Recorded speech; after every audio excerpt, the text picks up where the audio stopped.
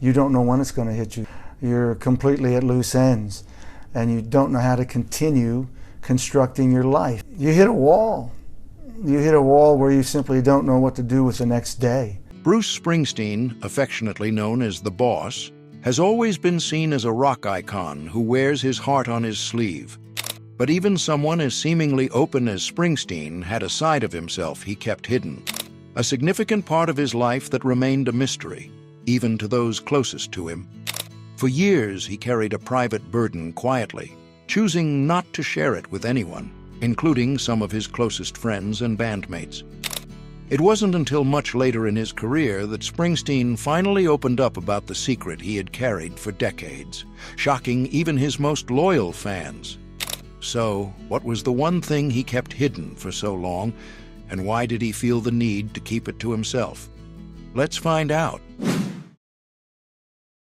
For much of Bruce Springsteen's career, he was hailed as a symbol of resilience and strength, hallmarks of the working-class stories he so often sang about. But beneath the image of confidence and relentless energy on stage, Springsteen was quietly battling a relentless enemy: depression.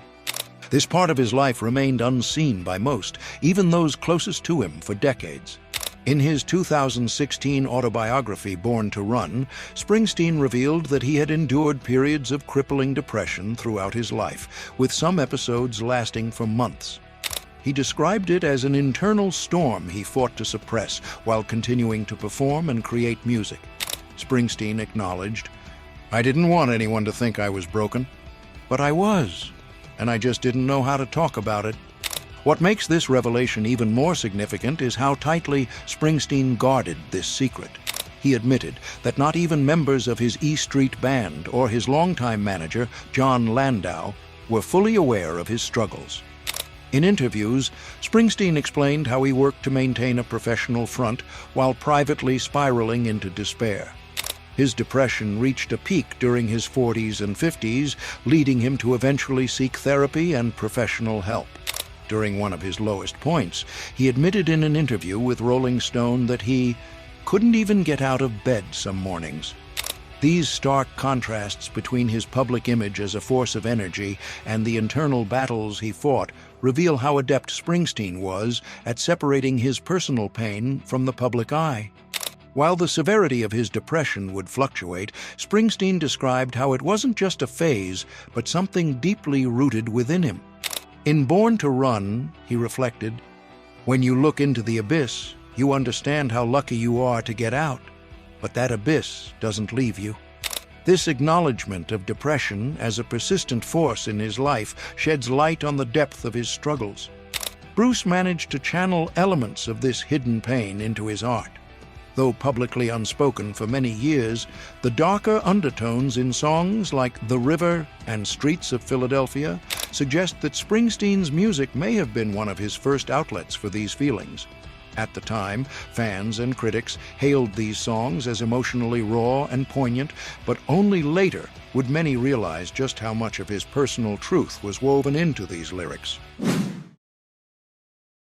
Bruce Springsteen's struggle with depression wasn't just a private battle, it also left an indelible mark on his creative process. While the audience may have seen the Boss as a tireless performer filling stadiums, behind the scenes, these mental lows profoundly shaped his art and, at times, challenged his ability to keep his career on track. One key area where the effects of his depression surfaced was in the themes of his music. While Springsteen often wrote about universal struggles, working-class despair, loneliness, and resilience, his personal darkness added a layer of authenticity to his songs. Tracks such as Darkness on the Edge of Town and Racing in the Street convey emotional depth and a sense of existential searching that many fans connected with, but may not have realized came from a deeply personal place. Reflecting on this dynamic in Born to Run, Springsteen admitted, "The music didn't save me, but it provided a place for me to put what I was feeling, even if I didn't entirely understand it myself." In this way, songwriting became both a refuge and a mirror for his unresolved struggles. However, his depression also presented challenges for his career. Springsteen has spoken about how his mental health took a toll on his ability to work during certain periods, including stretches where he experienced a lack of creative motivation. He noted in an interview with Vanity Fair, "It was like trying to write with a black cloud over you. You can't see clearly, but you try because the work has to get done." Springsteen's determination to push through these struggles helped him not only maintain his career, but also create some of his most celebrated works. For instance, the somber tones of Nebraska in 1982 and The Ghost of Tom Joad in 1995 stem from the introspective and often somber outlook he carried during these phases. These albums stripped away the larger-than-life energy of stadium anthems like Born to Run, revealing the quiet thoughts of a man wrestling with his inner demons.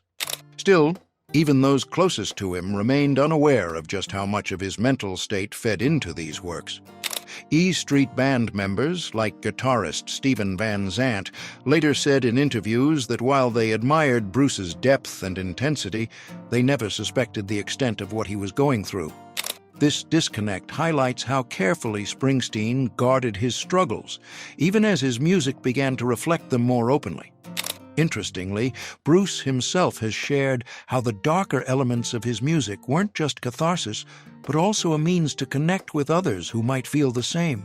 In a reflective moment, he said, "I wanted to show my audience that sadness could have strength and survival could have beauty."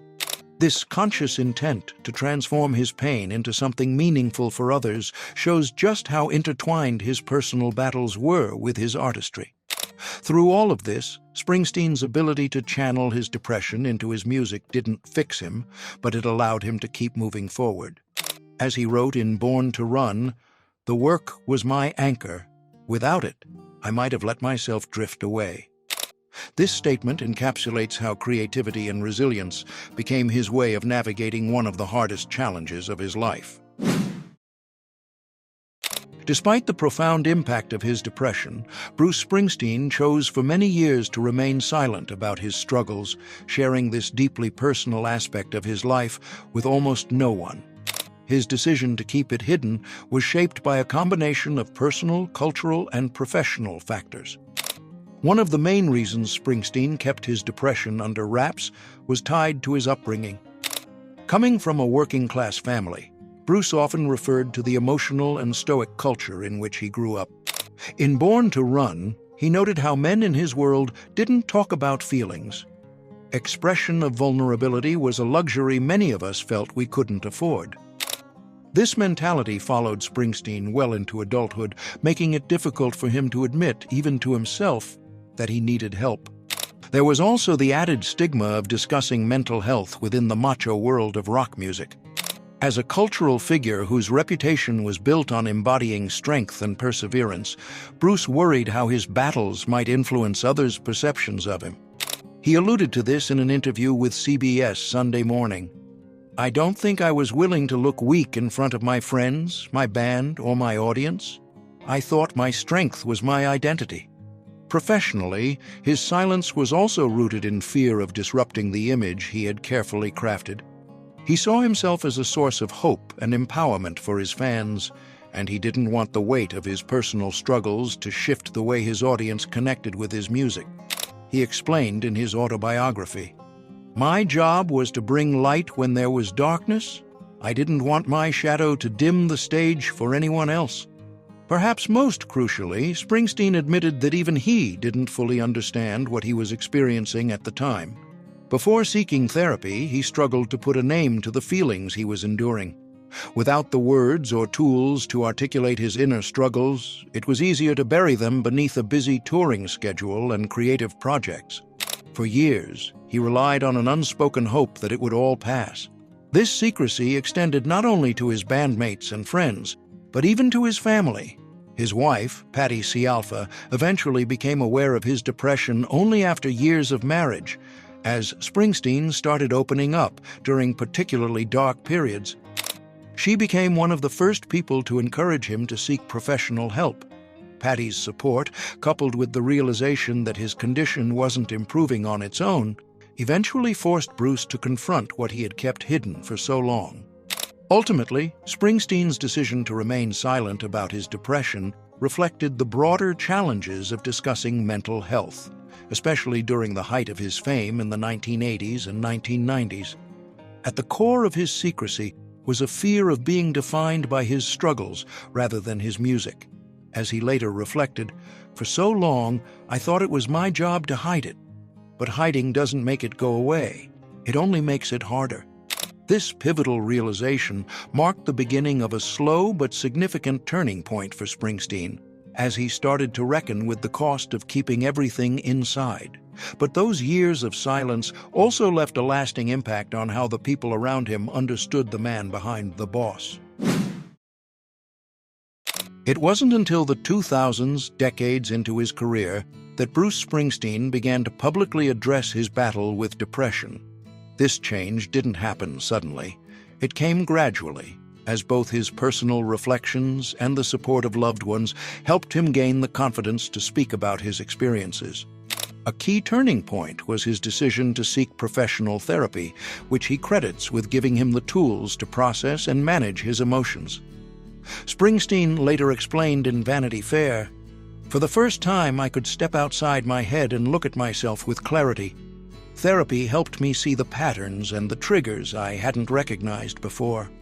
It was through this self-work that Bruce was able to confront years of buried feelings and begin to share them openly, first with those closest to him and later with his fans. One of the earliest public acknowledgments of his struggles came in his memoir, Born to Run, published in 2016. By that time, Springsteen felt secure enough to take readers into some of his darkest moments, recounting the periods when he felt unable to function or trust his own mind. He wrote candidly about his episodes of withdrawal and hopelessness. "You don't feel like yourself. You don't believe you can trust the impulses that guide your life." Springsteen's decision to open up wasn't just cathartic for him, it also demonstrated his growing awareness of how his story could resonate with others. In interviews promoting the book, he acknowledged that there is strength in vulnerability. "I learned that talking about it didn't make me weaker. It made me connect to people in ways I never imagined." This newfound openness extended into his live performances and public appearances. During his Broadway residency, Springsteen on Broadway, he gave audiences a more intimate look into his personal life, weaving together stories about his childhood, his marriage, and his battles with mental health. Unlike the larger-than-life stage persona fans had grown accustomed to, these performances allowed Springsteen to present himself as raw and unguarded. His honesty shifted the way many fans and critics viewed him, not as an invincible performer, but as a man who had endured and survived his struggles. Interestingly, Bruce's decision to speak out coincided with a broader cultural shift in the entertainment industry about mental health. Conversations around mental illness, once taboo, were becoming more common, and Springsteen's story contributed to this growing dialogue. His honesty, especially coming from someone of his stature, added weight to the message that mental health challenges affect everyone, regardless of fame or success. Springsteen's willingness to discuss his depression not only altered how fans saw him, but also deepened the respect of those around him. Longtime collaborator and friend Stephen Van Zandt reflected in an interview with Rolling Stone. "When Bruce began to talk about it, you could see the effect it had on people. It was like they suddenly felt permission to talk about their own struggles." Through these revelations, Springsteen demonstrated that sharing difficult truths he had once thought would diminish him, actually strengthened his connection to others. More importantly, his story underscored that seeking help and confronting inner demons is not a sign of weakness, but an act of courage. This shift in how he viewed his role, not just as a performer, but as someone who could inspire through honesty, marked a new chapter in his career and his life.